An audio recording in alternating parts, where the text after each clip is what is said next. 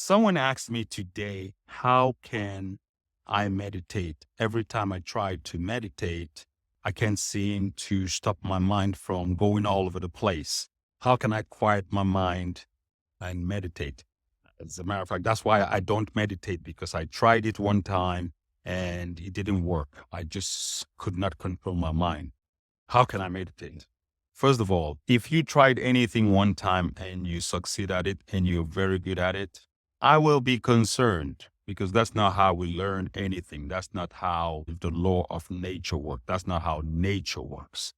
When you do for 21 days consistently, can start imprinting it into your subconscious mind. It becomes a habit. If you go ahead and do it for 30 days, even better. Any action, any habit, activity you do repetitiously for 30 days, you are in a better place of writing that into your subconscious mind. And once it gets into your subconscious mind, that's when you do things effortlessly. So to answer her question, how do I meditate? How do I keep my mind from being all over the place? The best way to quiet the mind is do the simple practice of lighting a candle and watching the flame. Just gaze on the flame. But when you do this, you want to dim the whole house, shut out every other source of supply of light. So the flame of the candle is your primary source of light. It helps when you've reduced all the distractions to the 4 of the 5 senses and you're only limited to seeing. It helps your results, the success of your practice.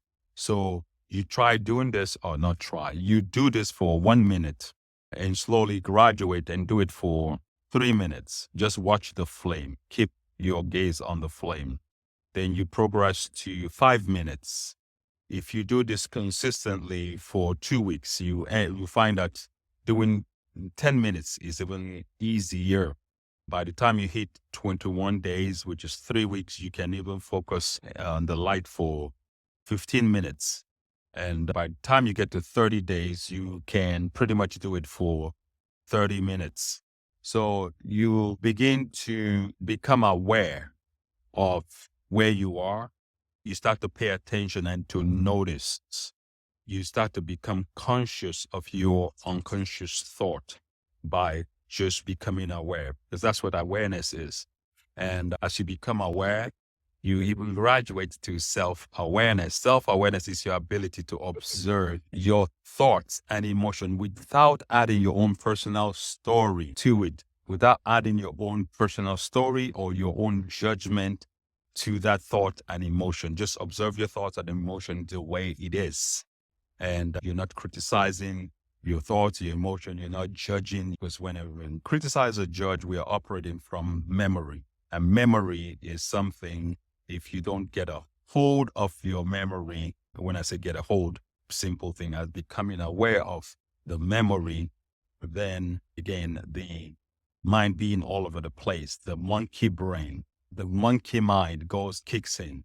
Talked about monkey mind in yoga is what they call a mind that is untrained, a mind that wavers, a mind that jumps all over the place. No ability to focus and do what it wants. So simple practice as watching the flame. Another good practice is taking 6 deep breaths and blow out 6 times. I learned this from John Ashraf. And since I heard it, he said it sounded so good. I started doing it. I started practicing it. It made a big difference in my life. Whenever you change environment or go from any activity to a different activity, let's say you were cleaning the house and all of a sudden you stop doing that and you want to change activity and go work out or go to the gym. When you change the environment, take 6 breaths, it resets your conscious mind and your subconscious mind also. So you reprogram your mind and you're present in what you want to do now. I started doing this when I heard about it from John Ashraf. I heard this technique, I started practicing it, and it was like magic. It's just taking 6 breaths. I do this when I'm at work and I'm leaving work and I get into my car.